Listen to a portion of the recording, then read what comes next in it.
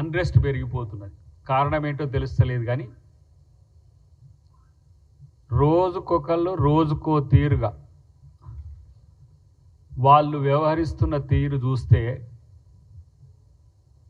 మామూలుగా మేమేమనుకుంటామంటే బీజేపీ వాళ్ళకు మోకాళ్ళ కాడ మైండ్ ఉంటుంది అనుకుంటాం. అది మోకాళ్ళల్లో కూడా లేదు, అరికాళ్ళల్లో పడిపోయిందని తెలుస్తుంది.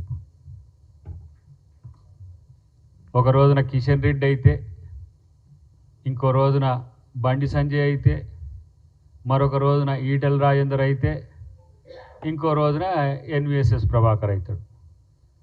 ముఖాలు మారుతాయి తప్పితే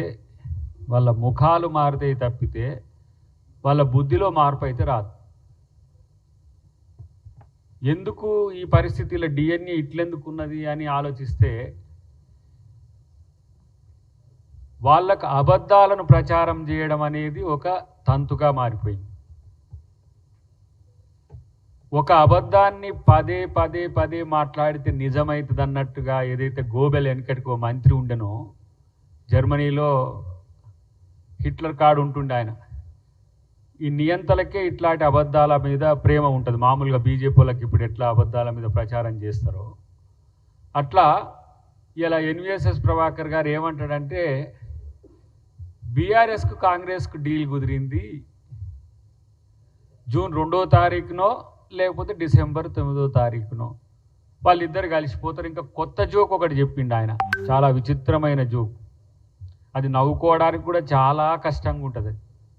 ఏమంటాడు ఆయన, కేసీఆర్ ముఖ్యమంత్రి చేస్తానికి కాంగ్రెస్ పార్టీ డీల్ చేసిందని ఒక పిచ్చి వాగుడు వాగే ఎన్విఎస్ఎస్ ప్రభాకర్.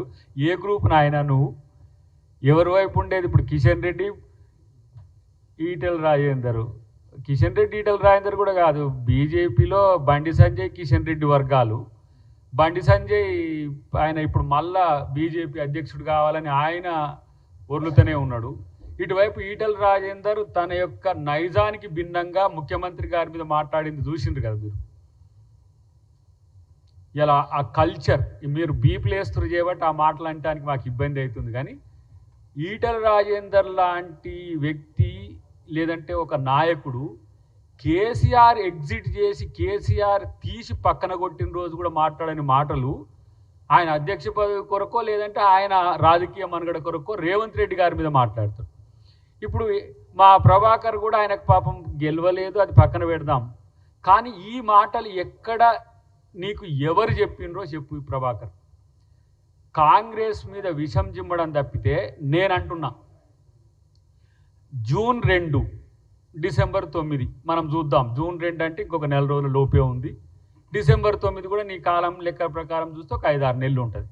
కాకపోతే నీ పార్టీని తెలంగాణలో రద్దు చేసుకుంటారా? బీజేపీ పార్టీని తెలంగాణలో రద్దు చేసుకుంటారా? ఎందుకు పనికిరాని చేతగాని మాటలు?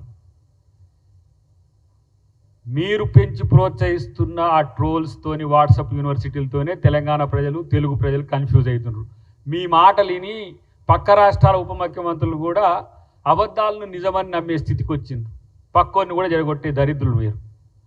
ఇలా ఎందుకు మీకు ఆలోచన వచ్చిందంటే మీకైతే చేతగానట్టుంది, మాతో పోరాడడం మీకైతే చేతగానట్టుంది.